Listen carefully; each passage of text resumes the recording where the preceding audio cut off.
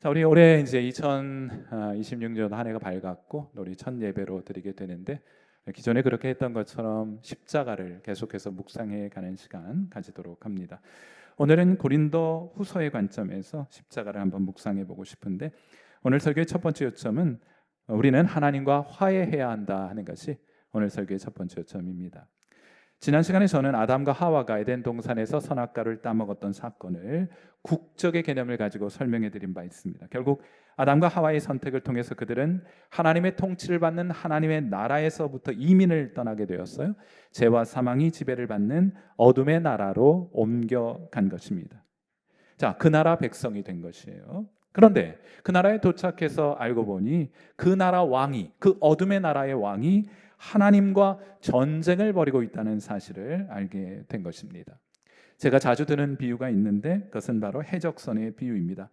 해적선 안에는 두목도 있고 해적들도 있고요, 열심히 노를 젓는 사람들도 있고 또 요리사, 의사, 이발사, 많은 사람들이 있을 것입니다. 그러다가 해적선이 다투고 싸우는 군함에 의해서 납포되어서 체포가 되었어요. 그리고 그들이 재판을 받게 되었습니다. 예를 들어 두목은 사형 선고를 받게 되었고, 해적들은 10년에서 15년형을 받고, 노를 젓는 사람과 요리사, 이발사도 각각 5년의 판결을 받게 되었습니다. 자, 그러자 노를 젓는 사람과 요리사가 억울하다면서 재판장에게 항의를 합니다.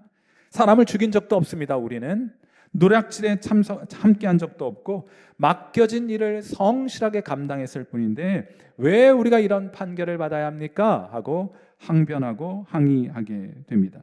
그러자 재판장이 말을 하죠. 누구든지 해적선 안에 있는 자는 모두가 뭐라고요? 해적이니라 하고서 땅땅땅 최종 선고를 내리게 되었다랍니다. 사랑하는 성도 여러분, 제가 여러분에게 들려드린 이 이야기에 여러분도 동의하실 수 있겠습니까?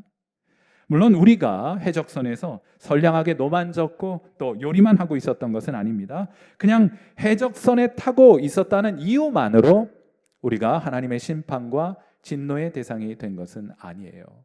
에베소서 2장 3절에 이런 말씀이 있습니다. 전에는 우리도 다 그 가운데에서 우리 육체의 욕심을 따라 지내며 육체와 마음에 원하는 것을 하여 다른 이들과 같이 본질상 진노의 자녀이었더니 하고 말하고 있어요.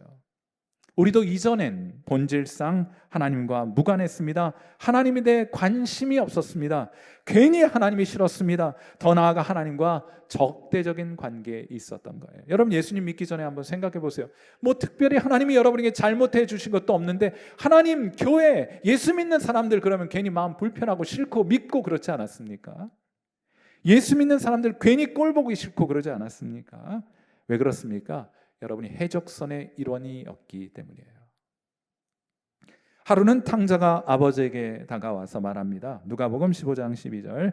그 둘째가 아버지에게 말하되 아버지여, 재산 중에서 내게 돌아올 분깃을 내게 주소서 하는지라. 아버지가 그 살림을 각각 나눠 주었더니. 자, 이렇게 시작하는 이야기가 탕자의 비유, 돌아온 탕자를 환영하는 아버지의 비유가 이렇게 시작됩니다. 현대인의 관점에서는 여기에 큰 문제가 있을 것이라고는 생각하지 않습니다. 아버지 어차피 주실 유산 좀 미리 주시면 안 되겠습니까? 그렇게 제안을 한 거예요.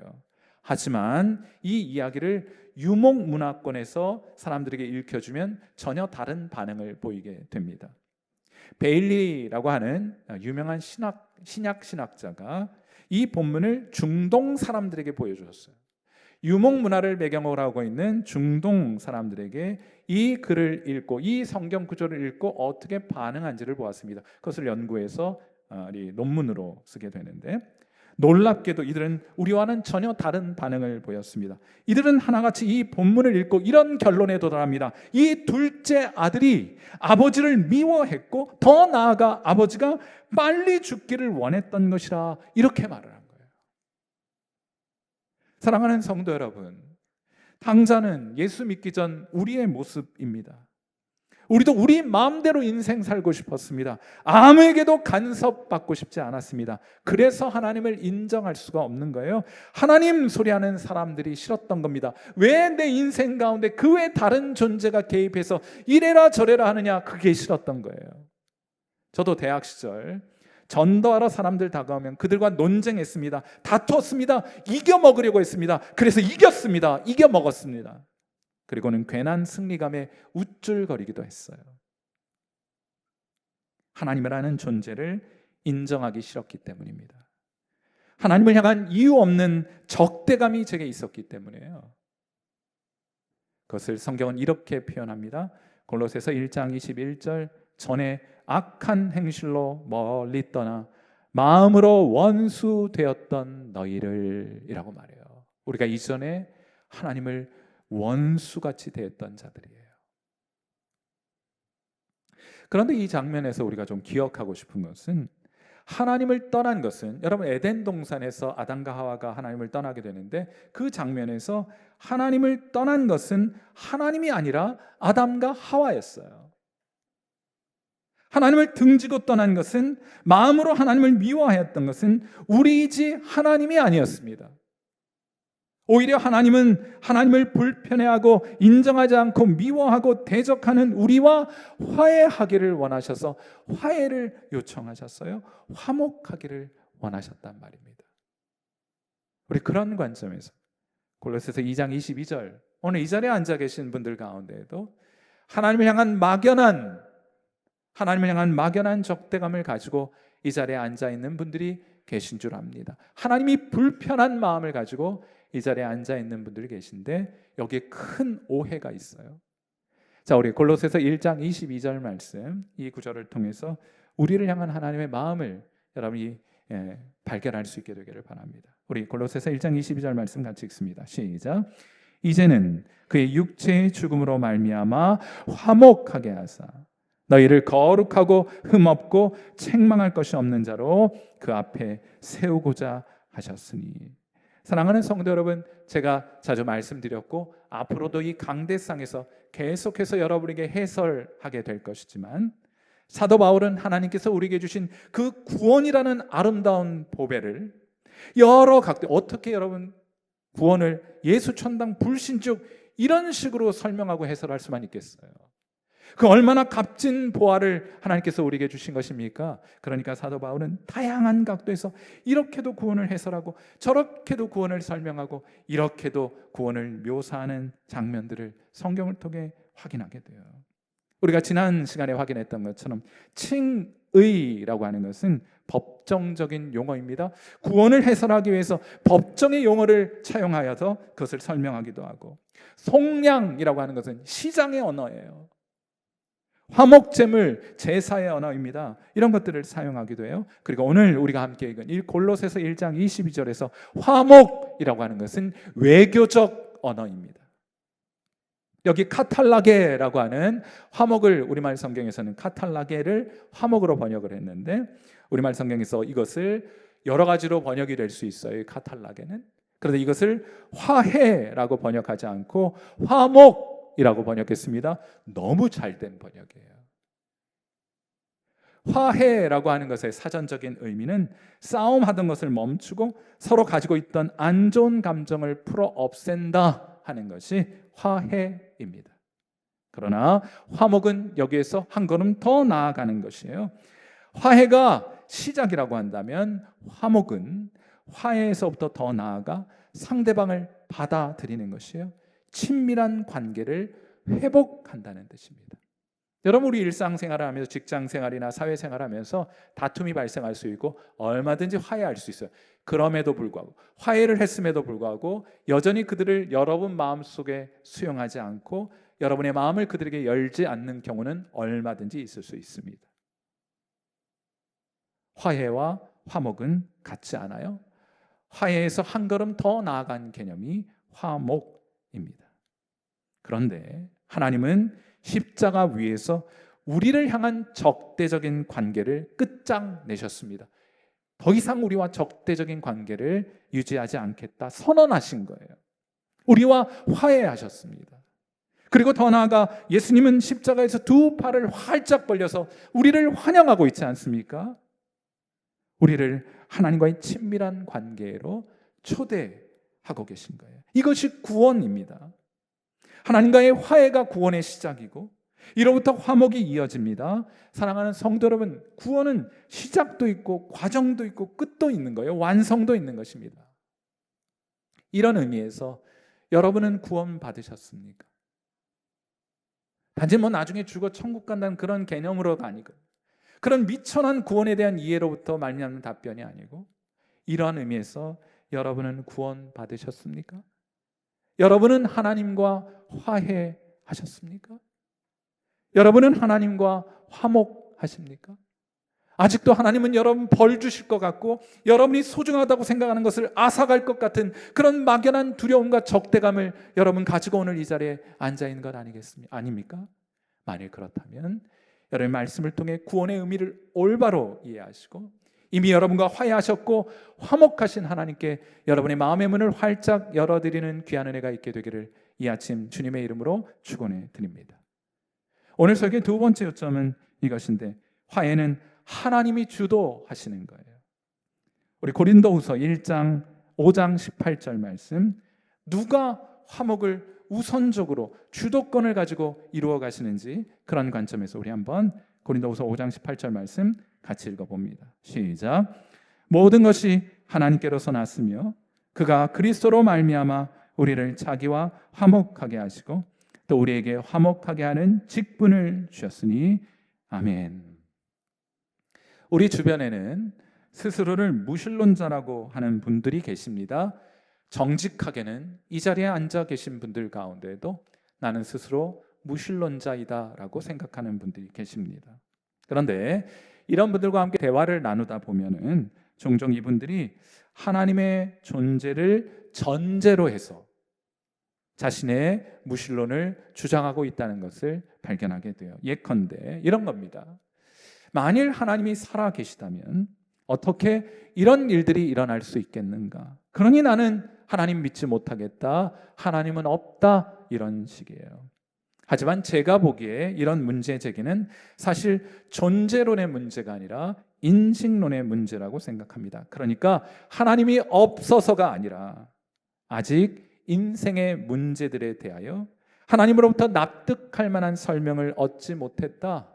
성경을 통해서 내가 궁금해하고 내가 의문을 품고 있는 문제에 대해서 아직 답을 얻지 못했다 하는 그런 뜻이라고 이해가 돼요.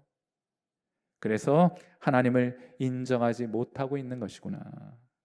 여러분, 그런데 이런 일들이 발생하게 되는 데는 전 두 가지 원인이 있다고 생각합니다.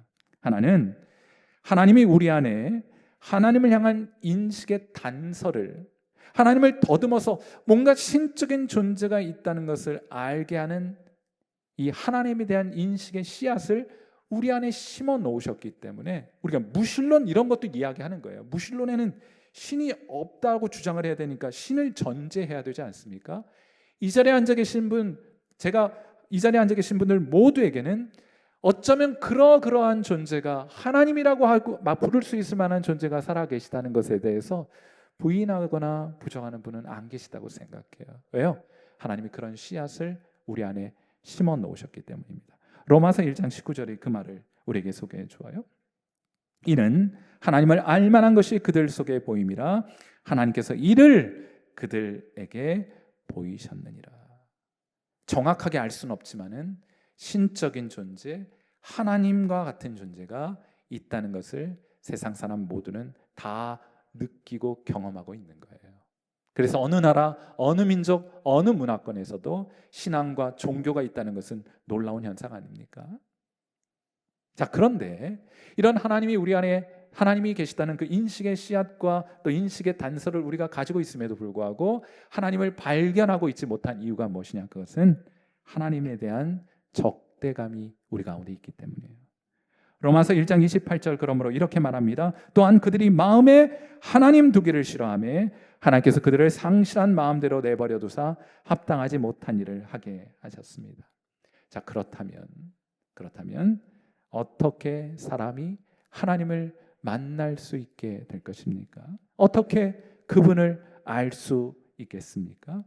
가장 우선적으로 해야 될 일이 있어요. 가장 우선적으로 해야 할 일은 바로 하나님을 향한 적대감을 제거해야 합니다. 아무리 많은 설명과 성경을 해설해도 소용없어요. 하나님을 향한 적대감을 여러분이 품고 있는 한 여러분은 성경을 통해서나 예배를 통해서 하나님을 경험할 수는 없을 것입니다. 한 목사님이 부부 싸움을 하고 머리가 머리끝까지 나가지고 집을 뛰쳐나갔어요. 제 이야기는 아닙니다. 그런데 나가보니 고생이잖아요. 후회가 되더래요. 그런데 시간이 한참 지나고 막 다시는 집에 돌아오지 않을 것처럼 집을 뛰어나갔는데 시간이 지나고 나니 그 왼수 같은 마누라를 향한 마음이 누그러뜨려지더래요. 그런데 여러분, 아내를 향한 적대감이 사라져버리게 되었을 때 그의 입술에서 찬양이 흘러나오더랍니다. 찬송가 387장 멀리 멀리 갔더니 처량하고 고나며 슬프고도 외로워 정처 없이 다니니 하는 그런 찬양이 흘러나오더래요. 아무튼 그렇게 해서 집으로 돌아가서 내가 사과해야지 하는 마음으로 집으로 돌아와 현관문을 열고 들어서는데 이번엔 안방에서 사모님 찬양 소리가 흘러나오더래요. 어서 돌아오 어서 돌아만 오. 여러분, 적대감을 거두는 것이 먼저입니다. 마음의 문이 열려요. 환영하고 맞이할 수 있게 되는 겁니다. 그래야 화해하고 화목할 수가 있어요. 그런데 물론 그렇게 하고 싶죠. 그런데 우리가 또 여기서 또 주목해 보셔야 될 것은 화해와 관련해서 동양의 개념과 혹은 일반적으로 사람들이 가지고 있는 개념과 성경의 개념이 같지 않다는 사실을 꼭 기억하셔야 합니다.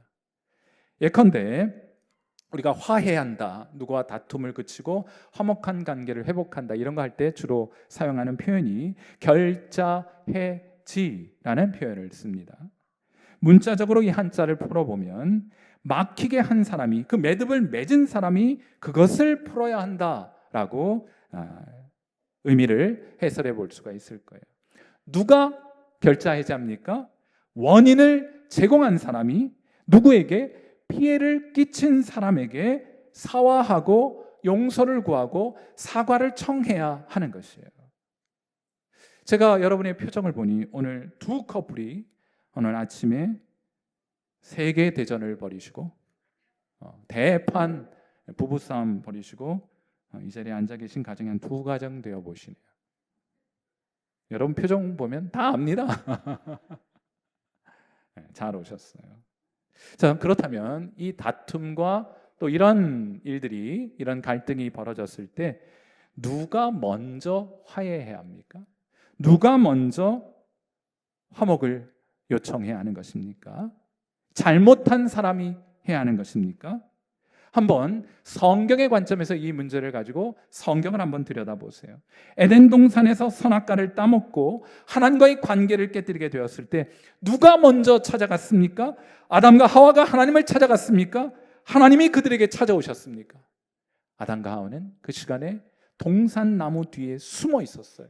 그때 누가 찾아와 관계를 회복하기 위해 찾아오셨습니까? 바로 하나님이 찾아오셨어요. 하나님이 잘못을 범한 사람에게 찾아오셔서 그 문제 해결의 의지를 보여주신 겁니다. 창세기 3장 9절 말씀. 누가요? 여호와 하나님이 누구를요? 아담을 부르시며 그에게 이르시되 네가 어디 있느냐. 자, 그렇다면 관계가 깨어졌을 때 누가 먼저 화해하는 것입니까? 동양 철학과 또 일반적인 상식은 잘못을 범한 사람이 사과하고 화해를 요청하는 것이지만 성경은 달라요. 하나님의 나라의 질서는 달라요. 누가 화해를 요청하는 겁니까? 하나님 닮은 사람이 요청하는 겁니다. 성숙한 사람이 먼저 하는 거예요. 그래서 세상에서는 결자해지라고 할 수 있겠지만은 하나님 나라에서는 제가 한 글자만 바꿨어요. 뭐라고 해야 되냐면 누가 사화하느냐? 성자해지. 거룩한 사람이 그것을 푸는 거예요.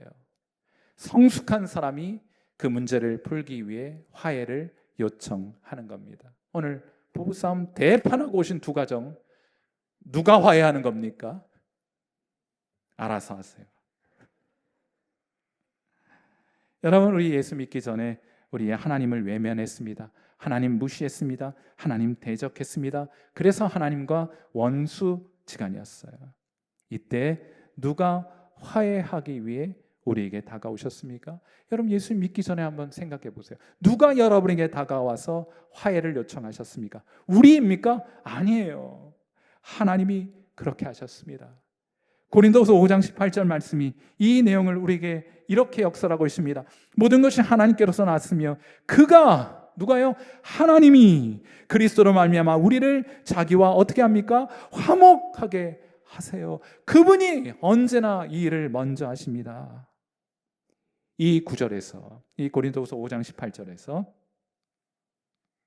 모든 것이 하나님께로부터 났다 하는 표현은 하나님의 창조의 능력을 염두에 두고 한 말이야. 여러분, 고린도후서 5장 18절 전에는 고린도후서 5장 17절이 있어요. 그런즉 누구든지 그리스도 예수 안에 있으면 새로운 피조물이라, 이전 것은 지나갔으니 보라 새 것이 되었도다 하는 말 이어서 고린도서 5장 18절 등장하는 거예요. 창조의 능력, 새로운 피조물을 창조하신 하나님의 능력에 대한 언급이 있은 이후에 고린도후서 5장 18절 말씀이 있습니다. 무엇을 말하고자 함입니까? 불가능을 가능케 하시는 하나님, 무에서 유를 창조하신 바로 그 하나님이 동일한 창조의 능력으로 화해의 가능성이 전혀 없어 보이는 죄인에게 먼저 다가오셔서 그 불가능해 보이는 일을 가능케 하셨다는 말이에요. 화해를 창조해 내신다는 말입니다. 기억하세요. 지금도 마찬가지입니다. 하나님과의 관계를 깨뜨리는 것에 있어서는 에덴 동산에서나 지금도 마찬가지로 언제나 우리가 주도권을 쥐고 있어요. 언제나 그 관계를 깨뜨리는 건 우리가 먼저 하는 거예요. 주도권은 우리가 가져요. 그러나 깨어진 우리와의 관계를 회복하여 화해케 하시고 또 화목케 하시는 일에 있어서는 에덴 동산이나 지금이나 마찬가지로 언제나 하나님이 주도권을 가지십니다. 그분이 오늘도 우리에게 다가오셔서 우리에게 말씀하시는 거예요. 너는 내게로 오라. 망설이지 말고 이유를 다 말하지 않아도 괜찮으니 너는 다만 내게로 돌아오라. 우리 주님이 오늘도 이 아침 저와 여러분에게 이렇게 말씀하고 계신데 여러분은 우리 주님의 초청과 그 부르심에 어떻게 응답하시겠습니까?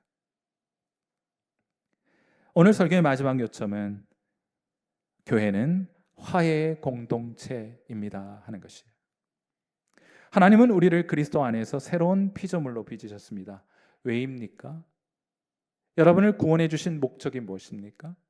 여러분과 화해하고 화목하신 그 목적이 무엇입니까? 매우 명확한 목적이 여기에 있어요. 고린도후서 5장 18절 여러분이 하나님과 화목한 여러분이 해야 할 일이 여기 소개가 되어 있습니다. 같이 한번 읽어봐요. 시작. 모든 것이 하나님께로서 났으며 그가 그리스도로 말미암아 우리를 자기와 화목하게 하시고 우리에게 화목하게 하는 직분을 주셨으니 하나님이 우리에게 직접 주신 직분은 목사가 아닙니다. 장로가 아닙니다. 권사가 아닙니다. 집사가 아닙니다. 그건 나중에 교회가 성장하면서 필요에 의해서 발생해 세워지게 된 직분들이에요. 하나님 우리에게 직접 주신 직분이 있습니다. 그 직분, 우리 모두에게 주신 직분은 무엇인가 하면 그건 바로 이 세상을 하나님과 화목하게 하는 직분을 우리에게 허락해 주신 거예요. 이전엔 하나님에 대해 무관심하고 외면하고 괜한 적대감을 가졌던 우리가 예수 믿고 달라졌습니다. 하나님이 좋아졌어요. 이제는 괜히 하나님이 싫었어요. 그런데 이젠 하나님이 좋아졌어요. 좋으니 뭐든 하나님이 좋아지니까 뭐든지 그분을 위해 하고 싶은 마음을 가졌습니다. 처음에만 그럴 줄 알았어요. 여러분 예수님 믿으면 처음에 막 기뻐 펄펄 뛰시잖아요. 나중에 점점 식는다고 이해들 하고 계신데 전혀 잘못된 종류의 신앙입니다.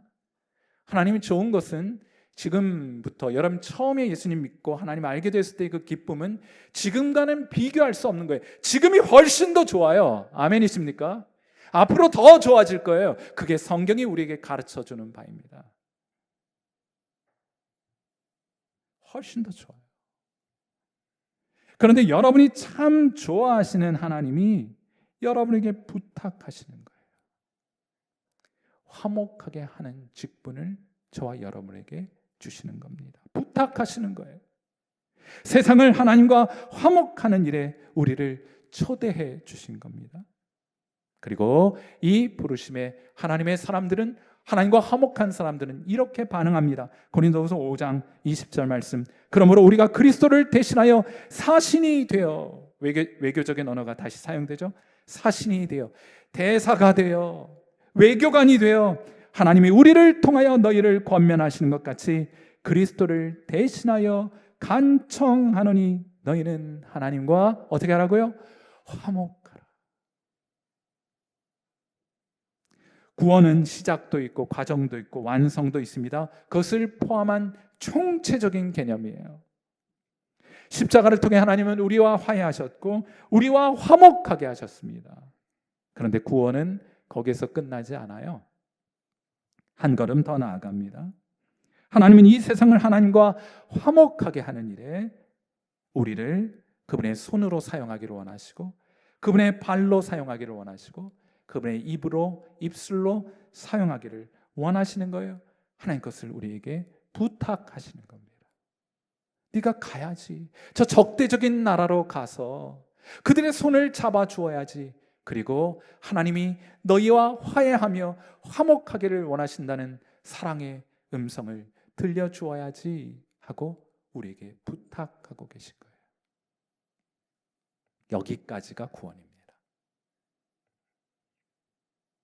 제가 여러분이 한번 꼭 좀 읽어보셨으면 하고 추천하는 책 가운데 스티븐 아터번의 결단의 순간들이라는 책이 있어요. 그 다양한 실제 이야기들을 모아놓은 그런 책인데 굉장히 도전되고 감동되는 이야기들이 참 많이 있습니다.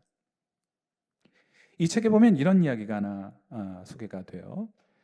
회심한 지 얼마 되지 않은 한 자매가 감당하기 어려운 고통을 겪게 됩니다.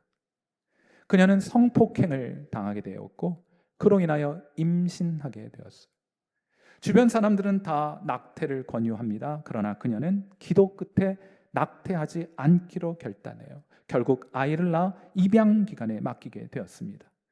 이 아이의 미래를 알 수는 없지만 이 아이가 크리스천 가정에 가게 해달라는 기도와 함께 아기를 하나님께 맡긴 거예요. 그리고 이 시점으로부터 20년이 지난 후 어느 날 그녀의 집으로 한 통의 전화가 걸려왔습니다. 그 전화의 주인공은 그녀가 낳아 입양을 보냈던 딸이었어요. 그 딸은 전화기를 통해 엄마에게 말합니다. 엄마를 꼭 만나고 싶었어요. 제가 엄마를 찾은 이유는 예수님을 전해드리고 싶어서예요 하고 그 수화기를 통해 엄마가 예수님을 믿는 분인지 복음을 전하고자 하는 마음으로 여러분 그 전화를 걸어왔다는 거예요. 사랑하는 성도 여러분, 우리도 이 땅을 살아갈 때 이런 일들이 왜 우리에게도 선량한 사람들에게도 이러한 고통스러운 일들이 허용되는지, 하나님께서 그 일들을 통해서 어떤 뜻을 이루고자 하시는지 우리 알 수 없고 때로는 하나님 이 문제에 대해 침묵하시는 경우들을 많이 경험하시게 될 거예요. 잘 모르겠어요. 목사님, 제가 왜 이런 고통과 이런 아픔을 제가 경험해야 합니까? 전 잘 모르겠어요. 어떤 답을 드려야 될지 모르겠어요. 여러분, 만일 이 자리에 앉아 계신 분들 가운데 이런 하나님의 침묵 앞에 계신 분들이 있다면 우리 그건요 나중에 주님께 여쭤봐요. 그때 우리 주님이 우리가 알고 우리가 품고 있는 이 질문에 대해서, 이 궁금증에 대해서, 이 의문에 대해서 우리 주님이 답변해 주시지 않겠습니까? 대신 이거 우리 나중에 우리 주님께 여쭤보기로 하고, 대신 우리를 향하신 하나님의 명확한 뜻도 있지 않습니까? 하나님과 화해하는 것입니다. 하나님과 오늘 화목하는 것입니다. 주님께서 우리에게 먼저 찾아오셨듯이 사람들에게도 먼저 찾아가는 것입니다. 그들에게 다가가서 그들의 손을 잡아주는 것입니다. 그리고 간절한 마음으로 그들에게 예수 그리스도의 화목의 복음을 전하는 것입니다. 십자가에 달리신 예수님은 그 일을 위해 우리를 부르셨어요. 그리고 우리를 그리스도의 사신으로 부르셨습니다. 우리를 이 세상에 하나님을 향해 적대적인 마음을 가지고 있는 사람들에게로 우리를 보내신 거예요. 여러분은 이 예수님의 초청에 어떻게 반응하시겠습니까? 올 한 해 하나님과 더욱더 화목한 관계를 풍성히 누리시는 성도 여러분 되시기를 바라고, 또한 화해와 화목의 사신이 되시기를, 그래야 많은 하나님을 향해 적대적인 마음을 품고 있고 하나님을 향해 오해하고 있는 많은 분들을 하나님의 나라로 인도하는 일에 귀 쓰임 받는 저와 여러분 되시기를 주님의 이름으로 축원해 드립니다.